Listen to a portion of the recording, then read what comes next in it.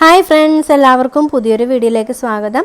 ഇന്നത്തെ നമ്മുടെ വീഡിയോ എന്ന് പറയുന്നത് ചെടികൾ ധാരാളം പൂവിടാനും ഇതുപോലെ പൂത്തുലഞ്ഞു നിൽക്കാനായിട്ട് നമുക്ക് വീട്ടിൽ തന്നെ തയ്യാറാക്കാവുന്ന ഒരു വളം എങ്ങനെയാണെന്നാണ്. അപ്പോൾ നിങ്ങൾ ഈ ചാനൽ ആദ്യമായിട്ടാണ് കാണുന്നതെങ്കിൽ ഈ ചാനൽ ഇപ്പോൾ തന്നെ ഒന്ന് സബ്സ്ക്രൈബ് ചെയ്യുക, തൊട്ടടുത്ത ബെല്ലൈക്കൺ കൂടി ഒന്ന് ക്ലിക്ക് ചെയ്യുക. അപ്പോൾ മാത്രമേ ഞാനിടുന്ന പുതിയ വീഡിയോസിൻ്റെ നോട്ടിഫിക്കേഷൻ നിങ്ങൾക്ക് കിട്ടുകയുള്ളൂ. അപ്പോൾ നമുക്ക് ഈ വളം എങ്ങനെയാണ് തയ്യാറാക്കുന്നതെന്ന് നോക്കാം. അതിനായിട്ട് നമുക്ക് വീഡിയോയിലേക്ക് പോവാം. അപ്പോൾ ഞാൻ അതിനായിട്ട് 2 ഏത്തപ്പഴത്തിൻ്റെ തൊലി എടുത്തിട്ടുണ്ട്. നല്ല പഴുത്ത ഏത്തപ്പഴത്തിൻ്റെ തൊലിയാണ്. പിന്നെ വേണ്ടത് ചെമ്പരത്തിയുടെ ഇലയാണ്, നാടൻ ചെമ്പരത്തിയുടെ ഇല. അപ്പോൾ നമുക്ക് ഇത് ചെറുതായിട്ടൊന്ന് പൊടിയായിട്ട് അരിഞ്ഞെടുക്കണം.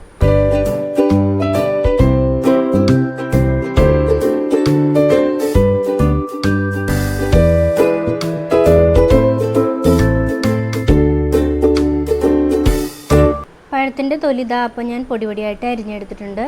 ഇനി ഇതുപോലൊരു പ്ലാസ്റ്റിക്കിൻ്റെ ബോട്ടിൽ എടുക്കണം. അതിലേക്ക് ഈ പഴത്തിൻ്റെ തൊലി ഇട്ട് കൊടുക്കാം. ഇനി ഇതിലേക്ക് 1 ലിറ്റർ വെള്ളം ഒഴിച്ചു കൊടുക്കണം. പിന്നെ വേണ്ടത് ചെമ്പരത്തിയുടെ ഇലയാണ്. ചെമ്പരത്തി എന്ന് പറഞ്ഞാൽ നമ്മുടെ നാടൻ ചെമ്പരത്തിയാണ്. നമ്മുടെ വീടിൻ്റെ പരിസരത്തൊക്കെ കാണാൻ കിട്ടുന്ന ചെമ്പരത്തിയാണിത്. 5 ഇതളുള്ള ചെമ്പരത്തി. ഇതിൻ്റെ ഇലയാണ് ഇനി ഇതിലേക്ക് ചേർക്കേണ്ടത്. അതും ഇതുപോലെ തന്നെ പൊടിയായിട്ട് അരിഞ്ഞെടുക്കണം. അപ്പോൾ ചീരയ്ക്കൊക്കെ അരിയണ പോലെ വളരെ പൊടിയായിട്ട് അരിഞ്ഞെടുത്താൽ മതി. അപ്പോൾ ഇത് വളരെ എളുപ്പത്തിൽ തയ്യാറാക്കാൻ പറ്റുന്നൊരു വളമാണ്. നമ്മുടെ വീട്ടിലൊക്കെ കിട്ടുന്ന സാധനങ്ങൾ കൊണ്ട് തന്നെ തയ്യാറാക്കാൻ പറ്റുന്ന ഒന്നാണ്.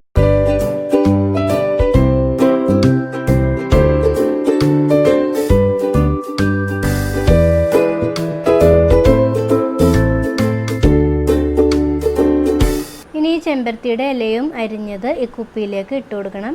എന്നിട്ട് നന്നായിട്ടൊന്ന് മിക്സ് ചെയ്ത് കൊടുക്കണം. അതിന് 2-3 പ്രാവശ്യം ഒന്ന് കുലുക്കി കൊടുത്താൽ മതി. ഈ മൂടിയിട്ടൊന്ന് അടച്ചിട്ട് നന്നായിട്ടൊന്ന് കുലുക്കി കൊടുക്കാം.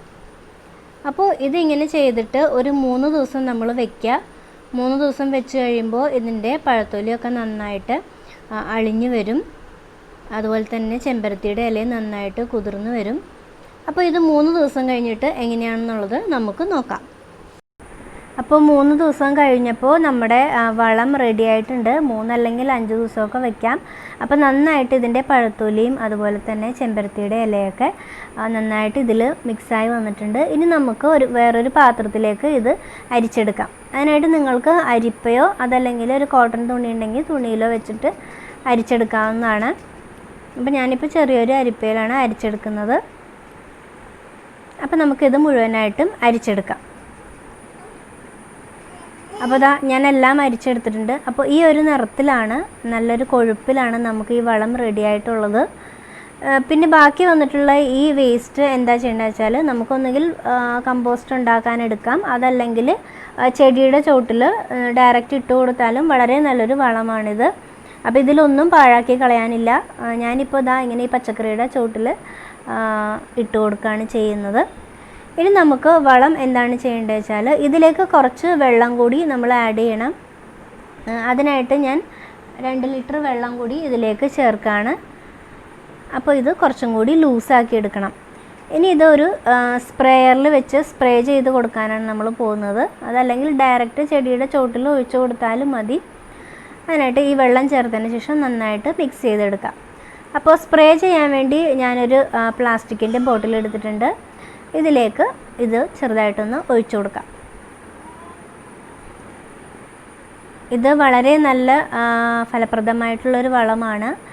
ചെടിയിൽ നിറയെ പൂവിടാനും അതുപോലെ തന്നെ കായ് പിടിക്കുന്ന ചെടികളാണെന്നുണ്ടെങ്കിൽ പെട്ടെന്ന് കായ് പിടിച്ച് കിട്ടാനും ഇത് വളരെ നല്ലതാണ്.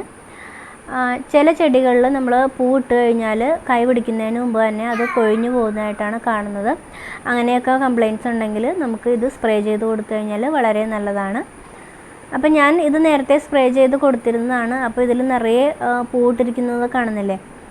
അപ്പോൾ ഇത് എല്ലാ ചെടികളും, നിങ്ങളുടെ പൂച്ചെടികളായാലും പച്ചക്കറികളായാലും എല്ലാത്തിലും നിങ്ങൾ ഇതുപോലെ തന്നെ ചെയ്ത് കൊടുക്കുക. ഒന്നുകിൽ ചോട്ടിൽ ഒഴിച്ചു കൊടുക്കുക, അതല്ലെങ്കിൽ നന്നായിട്ട് സ്പ്രേ ചെയ്ത് കൊടുക്കുക. അപ്പോൾ ഇത്രയേ ഉള്ളൂ ഇതിൻ്റെ പരിപാടി. ഇത് ഏറ്റവും നല്ലൊരു ഫലപ്രദമായിട്ടുള്ളൊരു വളമാണ്. നിങ്ങൾ തീർച്ചയായിട്ടും ഇത് വീട്ടിൽ തയ്യാറാക്കി നോക്കണം. അപ്പോൾ ഈ വീഡിയോ എല്ലാവർക്കും ഇഷ്ടമായെന്ന് വിചാരിക്കുന്നു. ഇഷ്ടമായെങ്കിൽ മറക്കാതെ എൻ്റെ ചാനലൊന്ന് സബ്സ്ക്രൈബ് ചെയ്യുക. വീണ്ടും പുതിയൊരു വീഡിയോയുമായിട്ട് കാണാം. അതുവരേക്കും എല്ലാവർക്കും ബൈ.